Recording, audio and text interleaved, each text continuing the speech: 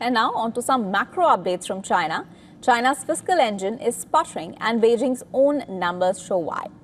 2 years ago, the Chinese government pulled in 21.7 trillion yuan, or about $3.2 trillion. That's nearly 40% of that came from value-added tax alone, with corporate and individual income taxes adding another 32%. But the latest data tells a starker story. China's fiscal revenue fell 1.7% in 2025 from a year earlier. It marks the first contraction since 2020. Now, this comes as a protracted property slump and weak domestic demand saddle the economy. Fiscal revenues in 2025 totaled 21.6 trillion yuan, barely changed from 2023's headline figure. That's despite 3 years of nominal growth targets.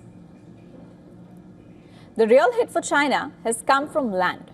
For decades, Beijing ran a simple formula: sell land and fund the government. In 2021, land sales alone generated 8.7 trillion yuan, or nearly $1.3 trillion. But by 2025, that figure had crashed to just 4.15 trillion yuan, marking a fall of more than 50%. And the pain isn't slowing. In just the first 4 months of 2026, government land sales revenue fell 27.2% on a year-on-year basis to 680 billion yuan.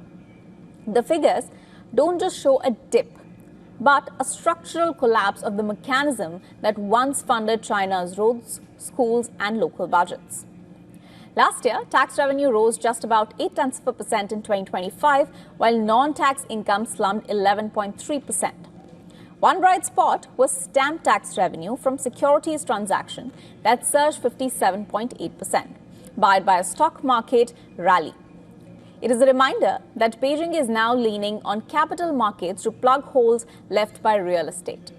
Spending hasn't slowed to match. Expenditures grew 1% to 28.7 trillion yuan, widening the gap between what Beijing collects and what it spends.